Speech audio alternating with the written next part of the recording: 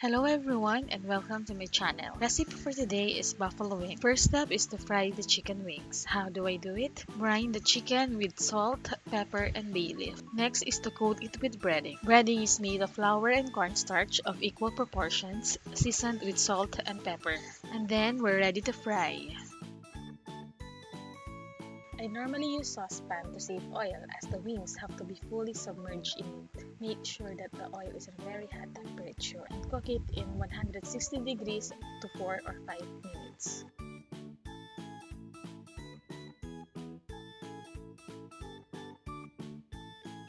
While waiting for the chicken to cook, we can now prepare the glaze.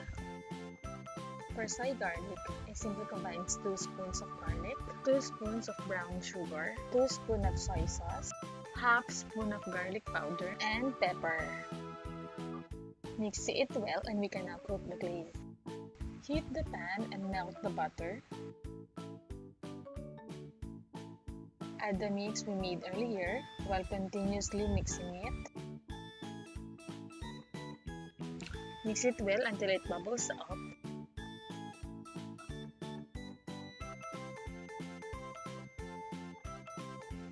Then add cornstarch dissolved in water. This will thicken the glaze and ensure that it will stick to the chicken wing. Bring to boil and we can now add the chicken.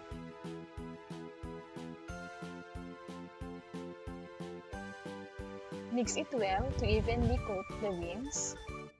And we're done with the first batch. Presenting to you chicken wings glazed in soy garlic. Best is to garnish with roasted sesame. And the verdict, wow, this tastes good. Can't believe I cook it myself. It doesn't taste like bonchon, but it is definitely Korean. Wow, so love this. Next is the classic buffalo wings. 1 spoon of sugar, a spoon of vinegar, 4 spoons of hot sauce, ground pepper to taste, dash of paprika.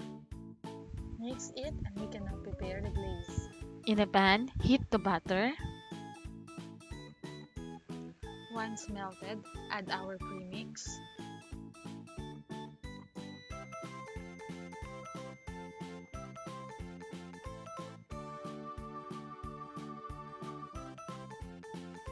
Add the cornstarch dissolved in water. This will thicken our glaze. Mix until boiled. Wow, look at that bubble. That is how it will thickens. Add our chicken and mix it well. Ooh, this smells great. When the chicken is fully coated, we're done. And this is our finished product. And the verdict, this is amazing. Just the right amount of spicy, tangy, and that sour taste that you love in your buffalo wings.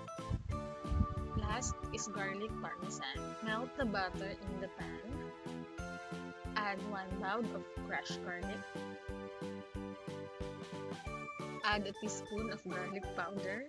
Mix it for another 15 seconds. And we can now add the chicken. Remember that we don't want the garlic golden brown.